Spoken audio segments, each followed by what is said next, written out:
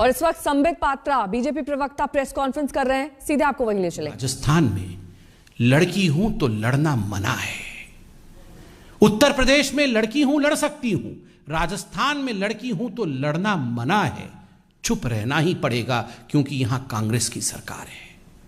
प्रियंका जी, आज आपको सुनना पड़ेगा।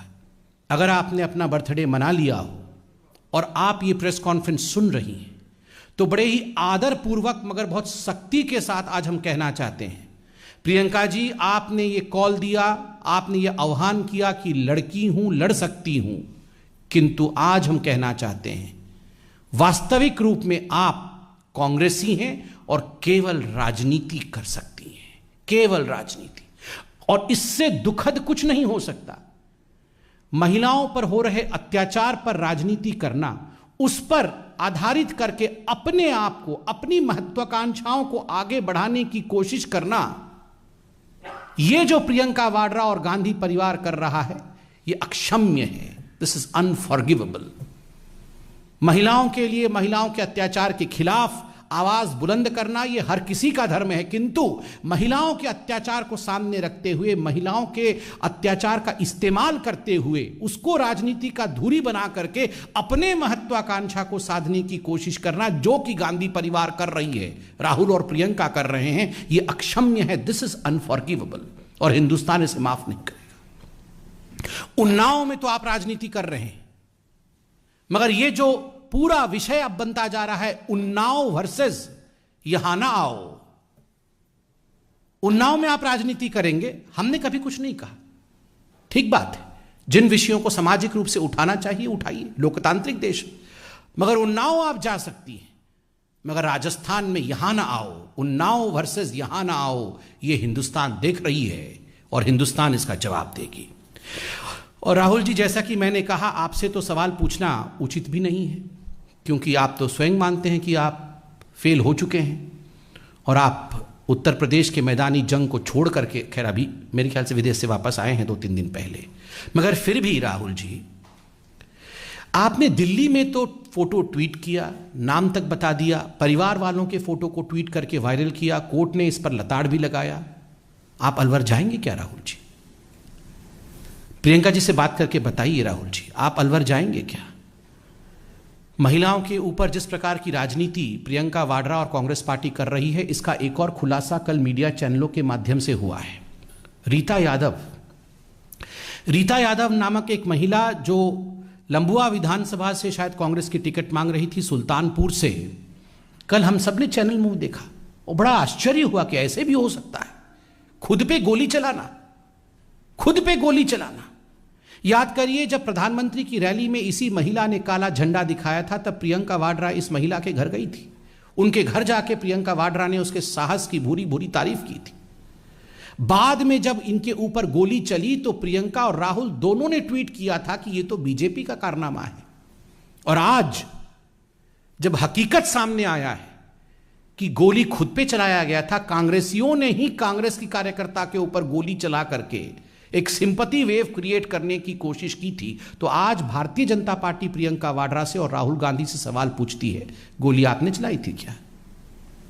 उस समय अगर आपको लग रहा था कि गोली हमने चलाई थी, आज जब सच्चाई सामने आ चुका है कि गोली खुद पे चलाया गया था, किसके कहने पर गोली चलवाई गई थी, क्या प्रियंका जी यह सुझाव आपका था या यह सुझाव राहुल गांधी का था? महिलाओं के ऊपर गोली चलवाना, महिलाओं के ऊपर हो रहे अत्याचार का राजनीतिक इस्तेमाल करके अपने पार्टी को आगे बढ़ाना, मुझे लगता है इस प्रकार की राजनीति से हर पॉलिटिकल पार्टी को बचना चाहिए और इस प्रकार के चरित्र को कांग्रेस पार्टी ने दिखाया है, यह उचित नहीं है। बहुत बहुत धन्यवाद। कोई सवाल हो तो अवश्य पूछें।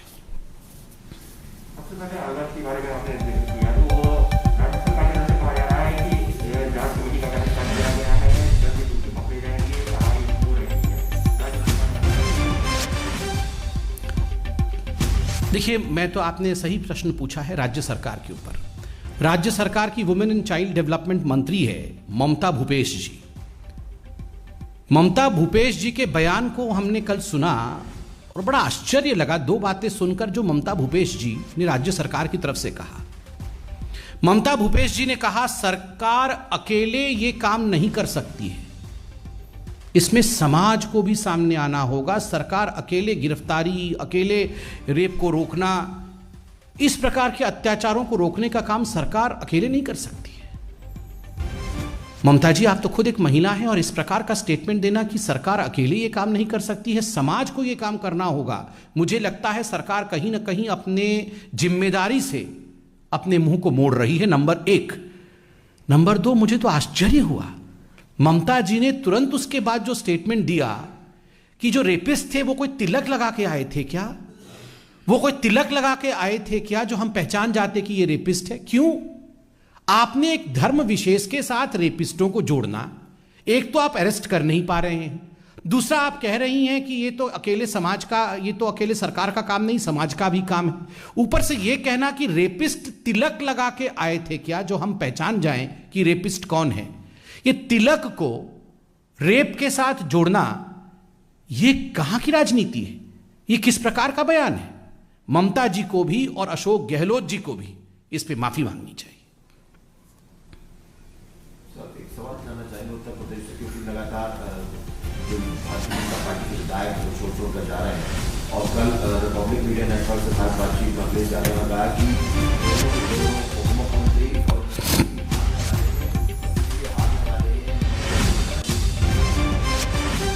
इस पर उत्तर प्रदेश के प्रवक्ता बोलेंगे।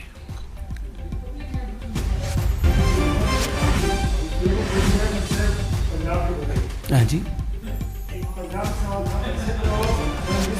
कहते हैं कि भाई कोई चूक नहीं हुई डीओ की सुरक्षा में, लेकिन जब पहली बार उनका प्रधानमंत्री से आमना सामना हुआ, उन्होंने गलती मानी और उस गलती के लिए खेती व्यक्त की। चलिए, एक बहुत बड़ा यू टर्न तो हुआ है। पहले तो कह रहे थे गलती हुई नहीं है, और जब सुप्रीम कोर्ट ने पूरे विषय पर जांच कमेटी बैठाया और जब पूरे देश ने सच्चाई को देखा, तब अगर पंजाब के मुख्यमंत्री कह रहे हैं कि गलती हुई है, हमें माफ कर दीजिए, तो कहीं ना कहीं एक बड़ा यू टर्न तो हुआ ही है।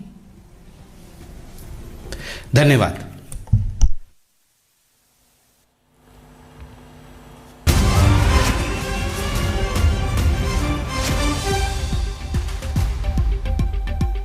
तो अब से कुछ ही देर पहले आप बीजेपी प्रवक्ता संबित पात्रा को सुन रहे थे, जिन्होंने बड़े आरोप यहां पर प्रियंका गांधी और राहुल गांधी पर लगाए। उनका कहना था कि जिस तरीके से महिलाओं को टिकट बांटा जा रहा है, उसमें राजस्थान के लिए क्यों अलवर मामले में आवाज नहीं उठाई जा रही है। अगर लड़की हूं लड़ सकती हूं, ये सच पूरे देश की लड़कियों के लिए है, तो ये सच अलवर दरिंदगी मामले में भी होना चाहिए। वक्त एक ब्रेक का हो चला है, बने रहिए हमारे साथ।